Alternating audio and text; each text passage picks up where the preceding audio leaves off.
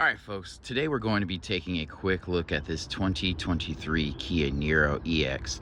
And I think this is an interesting vehicle.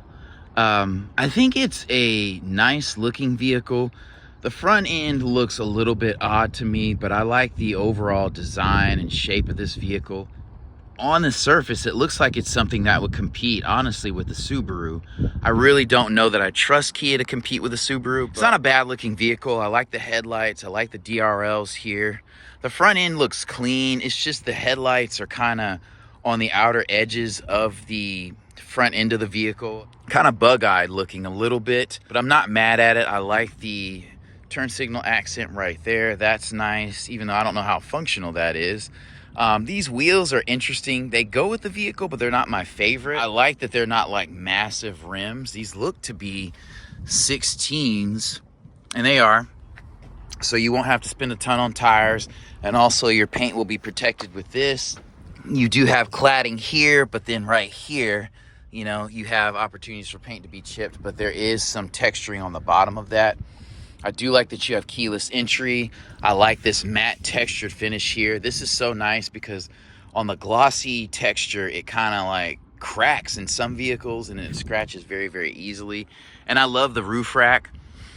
So this vehicle to me screams utility, and I love that. It doesn't sit super high, so it's kind of low and wide. So it's not really off-roady, but I think there's versatility and utility there that I love. You have your backup camera here. The lights kind of borrow a little bit from Volvo's design. And I would honestly say that I wouldn't get this if you lived kind of like off the grid or off of a gravel road. It sits a little bit too low for me.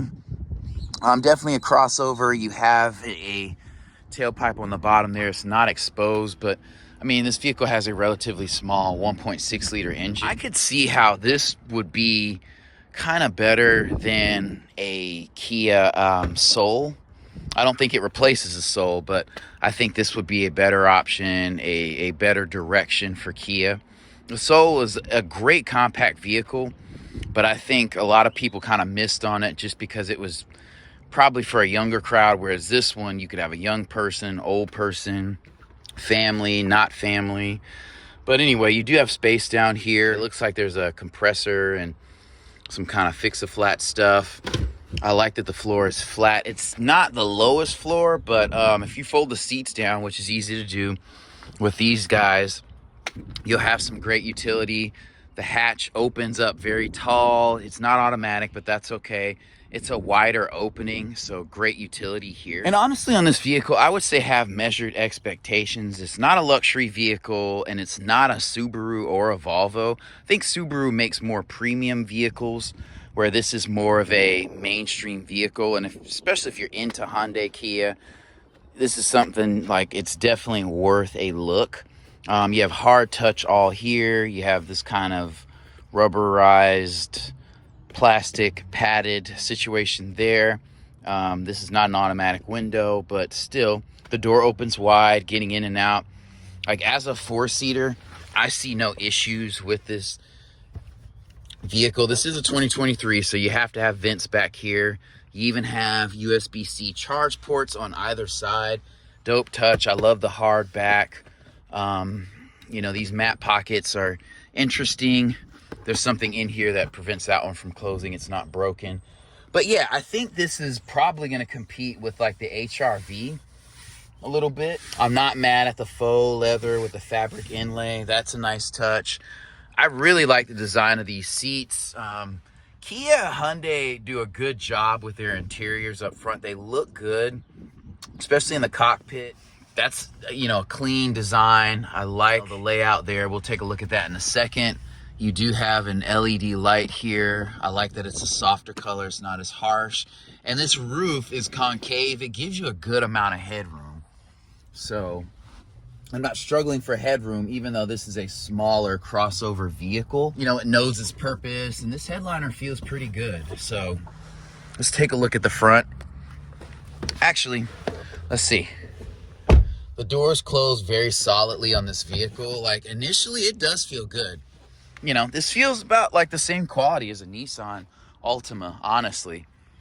Now, time will tell, whether it's that good or not, but I feel like the layout is clean, it's simple, and I'll go ahead and show you a look with the seats down. Very, very easy to do. But yeah, that is a ton of utility, like sod, mulch, different kinds of things you can put back here, bags of concrete. Obviously you want a tarp, but yeah, this is nice. Again, not a luxury vehicle because you don't have subwoofers or anything back here. Doesn't even look like you have a charging option, but that is okay. There's a light right here, and yeah, it's kind of a no frills, high utility, functional vehicle, but it's easy to use. Like, ease of use is of such great value to me, especially if you have kids, and with life being so busy these days, when you got to kind of figure stuff out unnecessarily, it gets frustrating. And these doors are wider and larger than I thought, but they feel solid, feel mid-weight, so not complaining. Nothing feels cheap on this vehicle. And I think with Hyundai Kia, like, if you got a vehicle like this and kept it for 5 years, I think you'd be okay. This door is nice too. I like this concave inlay with the piano black. The front window is an automatic window. You do have automatic mirrors here. And so hopping in, this is nice. Like, this feels good. You have paddles here. I don't know about that. It's push button start. You have heated seats here, parking assist. Looks like you have 360 cameras, so that's pretty dope. And this screen goes all the way across. Again, this is not a luxury vehicle, but it's well laid out. You have Qi wireless charging in here, USB-C, USB here. You have your standard port there. Like, everything is easy to use. Electronic parking brake. You push this to kind of activate that second cup holder. Other than that, you have open space. I think that's a neat design. Don't know how well it will hold up, but for now it's nice. You have a little tiny cubby here. But yeah, this is a pretty clean layout. You even have a battery reset button here, so that's pretty cool.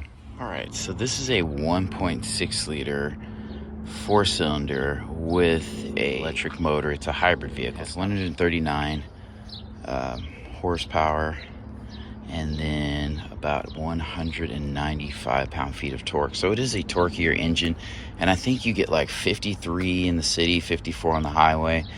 But very, very good fuel economy. But this is kind of like a risky thing. So if I bought one of these, I would get one that's like 3 years or newer with lower mileage, just because you have to take good care of these systems and make sure they're maintained well, or they can cause some issues. You can see you have some coolant here for that one, some coolant here for the engine. That doesn't scare me. Hybrids have been around for a long time. It's not like, Kia's trying to pioneer some new crazy system. But I would say this vehicle is pretty balanced. That's excellent fuel economy.